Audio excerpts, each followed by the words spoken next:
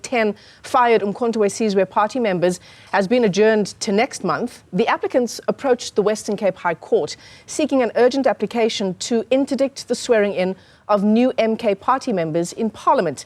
Let's take you live now to Athi Mtongana, who is tracking the story for us.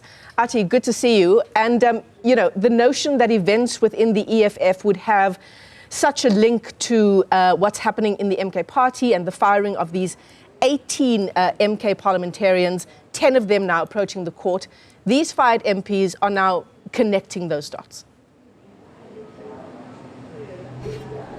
Yes, certainly, Michelle, they're connecting the dots. You may know that the former deputy president of the Economic Freedom Fighters, Floyd Shivambu, is touted to be one of those politicians to replace these ex-MK party members. But it is important to note that before the Western Cape High Court is not only that application seeking to interdict the swearing in of all these other politicians and key figures that have also been mentioned by the likes of former CEO Brian Molefe, and also some other former CEOs of state-owned entities like Montana and Mr. Gama. But there's also an application here at the Western Cape High Court which is seeking then to set aside their termination. So part of what we heard from the legal counsel representing these disgruntled MK party members is the issue around how the process actually unfolded. They're challenging how the MK party actually removed them. There are also issues that they're raising around the fact that they are facing eviction because they are accommodated through the parliamentary housing process here in Cape Town. And so some of those issues are issues that would be ventilated when this matter is extensively heard. We also know that they're also raising issues around how they left their jobs to be part of the cohort of the official opposition party in Parliament. So let's listen to what the legal counsel had to say with regards to, I think, both of these applications really. One which is seeking to interdict the swearing in of these new MK party members, as well as that application to review the termination from the MK party. Firstly, there is a review application that is seeking to set aside the termination of our clients from the MK party. And today we were in court for an urgent application for interdict for the swearing in of the new incoming members in Parliament. So that is the matter that has been adjourned to the 3rd. It will be finalized pending the review application to set aside the termination. To me, they do not know the reasons as to why they were terminated. They were never afforded an opportunity to know what the accusations against them are and an opportunity to respond to those accusations. So basically, firstly, they want to know the reasons, and obviously they want to be reinstated into their position. It is also important, Michelle, to note what the MK party has been saying with regards to these developments and these disgruntled MK party members approaching the court seeking a reinstatement.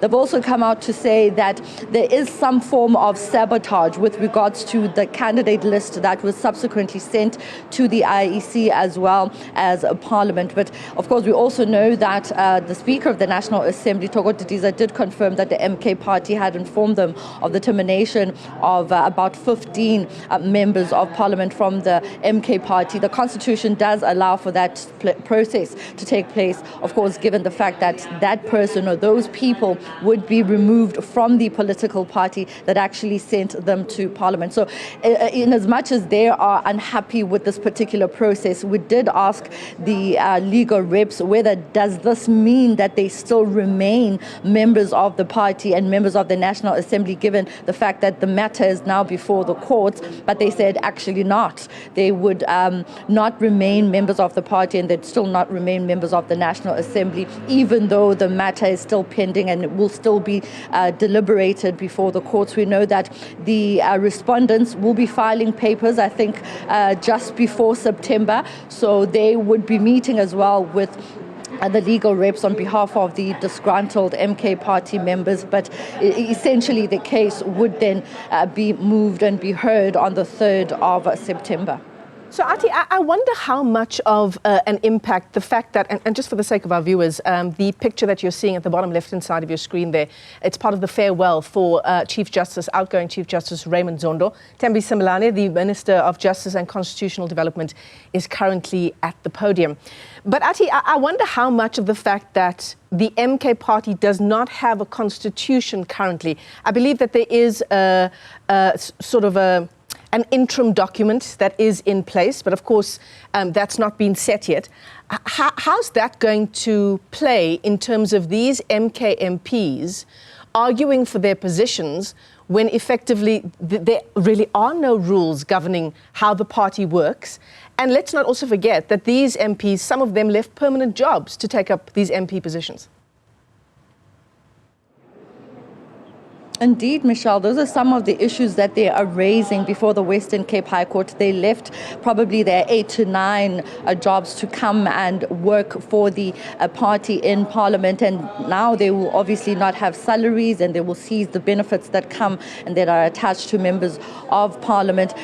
The legal reps did touch on the fact that they are raising the processes that took place when it came to their termination, because also they're challenging the issue around the constitution of the political party. Is there a final legitimate constitution that actually gives and paves the way as to how due process is supposed to take place when people are terminated from the party, as well as serving in the National Assembly or even the NCOP? Because they also claim that the constitution was a draft and it's not like a final a written on stone constitution, but that would obviously be a matter of debate within the two parties, the MK party, which is the respondent, and of course the applicants, who are completely gutted by what is currently taking place. Also noting that when we listen to Ndlamulo, who is the spokesperson of the MK party, I think I heard him one time speaking about how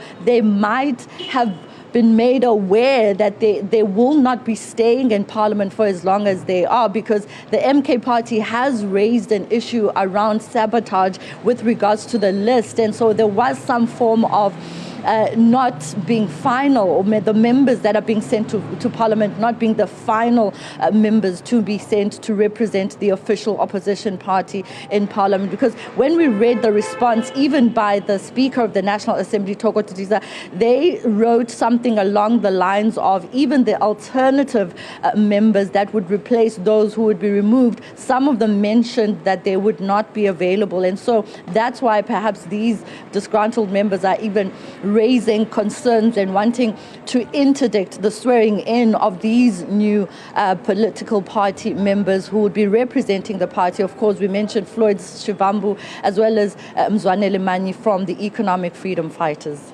Athi Mtongana, thanks very much indeed for that update. Live to us there from the High Court in the Western Cape.